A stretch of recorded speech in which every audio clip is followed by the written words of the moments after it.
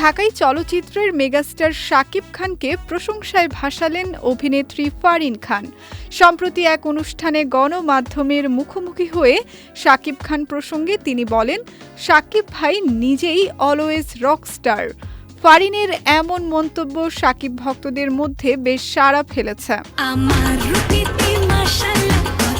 এ সময় নিজেকে শাকিব খানের একজন একনিষ্ঠ ভক্ত দাবি করে নিজের মুগ্ধতার কথা জানান ফারিন খান।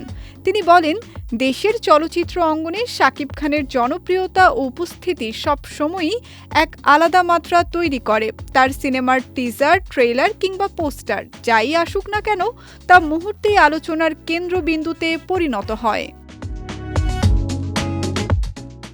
ঢালিউডের এই সুন্দরী আরও বলেন, আমি মনে করি রকস্টার সিনেমাটি 2026 সালের অন্যতম একটি সিনেমা হবে। শাকিব খান অলওয়েজ রকস্টার, এবার সেটা আবারও প্রমাণ হবে। নিজের বক্তব্যে সিনেমার পরিচালককে নিয়ে কথা বলতেও ভোলেননি ফারিন। তিনি বলেন, আজমান রুশোর সঙ্গে আমি অনেক টিভিসিতে কাজ করেছি। তিনি অত্যন্ত গুণী একজন নির্মাতা।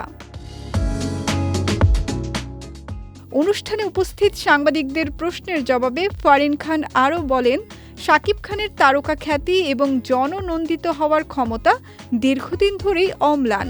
তার মতে ঢালিউডের শাকিব খান আজও অন্যতম বড় আকর্ষণের নাম এবং তার আবেদন সময়ের সাথে বেড়েই চলেছে। শাকিব ভক্তরা ফারিনের বক্তব্যের সাথে একাত্মতা পোষণ করে মন্তব্যের ঘরে তাদের প্রিয় নায়কের প্রতি ভালোবাসা ও শুভকামনা উজাড় করে দিচ্ছেন।